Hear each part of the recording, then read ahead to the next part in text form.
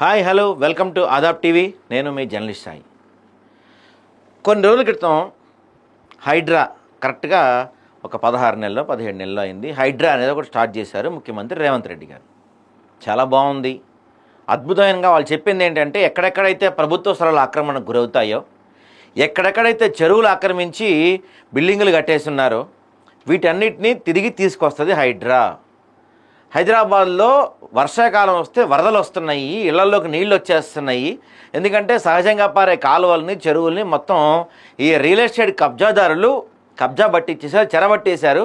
వాటన్నిటిని విడిపిస్తానికి ఒక దేవుళ్ళ వచ్చాడు కమిషనర్ రంగనాథ్ అని చెప్పి అప్పట్లో తెగ హైపులు, విజిళ్ళు, ఈయన క్లాపులు, ఈయనకు ఒక ఫ్యాన్ ఫాలోయింగ్, తెగ హల్చల్ జరిగింది. మనం కూడా చూసాం. అబ్బబ్బా తోపు సార్, మీరు అదేదో సినిమాలో హీరోలాగా మీరు ఇరగదీస్తున్నారు, గ్రేట్ అని చప్పట్లు కొట్టాం. అంతా బాగా జరిగింది. ఆ ఊపుగా ఏం చేశాడు, ఏకంగా నాగార్జున ఎన్ కన్వెన్షన్ హాల్లో షెడ్ కూడా పడేశాడు. అమ్మ, అసలు ఎన్ కన్వెన్షన్ హాల్లో షెడ్ పడేయటం అంటే, నాగార్జునకి ఎదురెళ్ళటం అంటే మామూలు విషయమా? అసలు గతంలో కేసీఆర్ వల్లే కాలేదు, ఈయన వల్ల అయింది. ఇంకేముంది, నా తోపు తురుంఖాన్. అసలు ఇక హైదరాబాద్కి మంచి రోజులు వచ్చేసినాయి రాబాయ్, మన చెరువులు మొత్తం మళ్ళీ తిరిగి వచ్చేస్తాయని చెప్పి చాలామంది సంతోషపడ్డారు. అయితే ఇక్కడే ఒక ట్విస్ట్ జరిగింది. ఆ ట్విస్ట్ ఏందా అంటే, కొన్ని కాలేజీలు చెరువుల మీద, మూసి మీద ఉన్నాయి. అవేంది, ఓవైసీది కావచ్చు, అనురాగ్ యూనివర్సిటీ కావచ్చు, ఇట్లాంటివి కొన్ని ఉన్నాయి.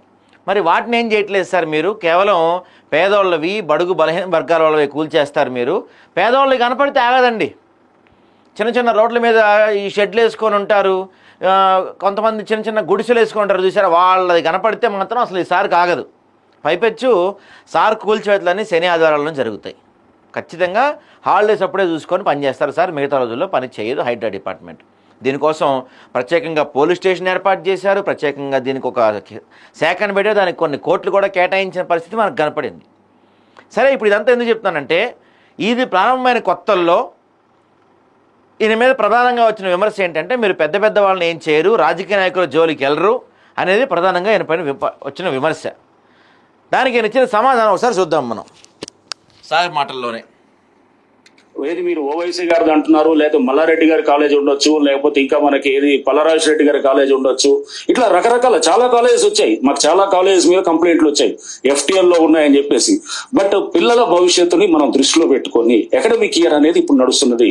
ఇప్పుడు గనక తీస్తే వేలాది పిల్లలు ఇది మొత్తం రోడ్ల మీదకి వస్తారు. ఒక మెడికల్ కాలేజ్ స్టూడెంటో, ఒక ఇంజనీరింగ్ కాలేజ్ స్టూడెంటో, ఒక 10th ఎగ్జామ్ రాసేవాడు, ఇంటర్మీడియట్ చదివేవాళ్ళు, చాలా మంది చాలా కాలేజ్ మీద వచ్చాయి ఇట్లా కంప్లైంట్స్. రేపు తప్పకుండా అకాడమిక్ ఇయర్ అయిన తర్వాత వీళ్ళ ఎక్కడైతే గనక ఇటువంటి ఉన్నాయో కంప్లైంట్స్, వాటిని తప్పకుండా హ్యాండిల్ చేసి. రైట్ అండి, చాలా అద్భుతంగా చెప్పారు. ఈ వీడియో దాదాపు ఒక 7 months బ్యాక్, ఆల్మోస్ట్ 7 నెలల క్రితం వచ్చిన ఈ వీడియో. రంగనాథ్ గారు మీకు గుర్తుందా? రంగనాథ్ గారు మీకు తెలుసా? అకాడమిక్ ఇయర్ అయిపోయింది. 10th కావచ్చు, డిగ్రీ కావచ్చు, ఇంటర్ కావచ్చు, బీటెక్ కావచ్చు, ఏ అకాడమిక్ ఇయర్ మీరు తీసుకున్నా అకాడమిక్ ఇయర్ అయిపోయింది. ఇంకో వారం 10 రోజులు పోతే కొత్త అకాడమిక్ ఇయర్ స్టార్ట్ అవుతుంది. మీరే చెప్పారు, అనురాగ్ యూనివర్సిటీ పేరు మీరే చెప్పారు, ఓవైసీ కాలేజ్ పేరు మీరే చెప్పారు, మల్లారెడ్డి పేరు మీరే చెప్పారు, వాటిపైన కంప్లైంట్స్ ఉన్నాయని మీరే చెప్పారు. ఖచ్చితంగా అకాడమిక్ ఇయర్ అయిపోయిన తర్వాత సమ్మర్ హాలిడేస్లో వాటిని కూల్చేస్తామని మీరే చెప్పారు. సమ్మర్ హాలిడేస్ అయిపోయినాయి, అకాడమిక్ ఇయర్ అయిపోయింది, కొత్త అకాడమిక్ ఇయర్ స్టార్ట్ అవుతుంది. చర్యలు ఎక్కడా? మీరు ఈ విషయం మర్చిపోయారా? లేకపోతే మీ ముఖ్యమంత్రి గారు, మీ అధికారులు ఎవరితో అన్నా వాళ్ళతో మీకు మ్యాచ్ ఫిక్సింగ్ అయిపోయినాయా? ఏం జరిగింది? ఎందుకు ఇప్పుడు మీరు కన్స్ట్రక్షన్స్ వాటిని మరి కూల్చివేతల్లో ఆపేశారు? నిన్నగాక మొన్న కూడా ఇక్కడ తార్నాక ఈ ప్యాట్నీ సెంటర్, ప్యారడైజ్ దగ్గర, రసూల్పూర్ దగ్గర కూల్చివేతలు చేశారు కదా. మరి ఇన్ని కూల్చివేతలు చేస్తున్న మీకు Mallareddy college, Anurag university, Owaisi college ఎందుకు కనపడలేదు? వాటిపైన ఎందుకు ప్రేమ మీకు? చిన్న వాళ్ళు మొన్న ఎవరు అమీన్పూర్లో పాపం గవర్నమెంట్ ల్యాండ్ వాళ్ళకి, సరే తెలియచేసిన తప్పే, నేను కాదంటలేదు. గవర్నమెంట్ ల్యాండ్ ఇల్లు కట్టుకుందామని గృహప్రవేశం రోజు ఇల్లు పడేశారు కదా మీరు. బాగా గుర్తుపెట్టుకొని ఇల్లు పడేశారు కదా. గృహప్రవేశం అయిన సాయంత్రమే పడేశారు కదా వెళ్ళి మీరు. మరి అదే మీరు, అదే రంగనాథ్ గారు, అదే హైడ్రా టీము ఈ కాలేజీలను ఎందుకు వదిలేసింది? మీరే చెప్పారు ఇనార్బిట్ మాల్ చుట్టూతో చాలా ఉన్నాయి, వాటన్నింటినీ పడేస్తామన్నారు. మరి అడిజోలికి ఎందుకు వెళ్ళలేదు? తిరుపతి రెడ్డి అక్కడ ఉన్నాడనా? మల్లారెడ్డి రేవంత్ రెడ్డితో మ్యాచ్ ఫిక్సింగ్ అయిపోయిందనా? అనురాగ్ యూనివర్సిటీ ఏమైంది? ఓవైసీ ఏమైంది? కాంగ్రెస్ పార్టీకి ప్రస్తుతానికి సపోర్ట్ చేస్తుంది ఎంఐఎం అనా?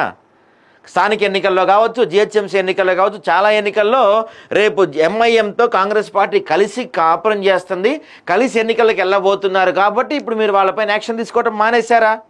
నేను అంటలేదండి, ఇదంతా ప్రజలు అనుకుంటున్నారు బయట. ఎందుకంటే మీరు చెప్పిందే ఇది. అకాడమిక్ ఇయర్ జరుగుతుంది, ఇప్పుడు అకాడమిక్ ఇయర్ అవుతుంది. ఇప్పుడేమన్నా చర్యలు తీసుకుంటే పాపం పిల్లల ఉజ్వల భవిష్యత్తు నాశనం అయిపోతుంది. వేల మంది విద్యార్థులు రోడ్డున పడతారు.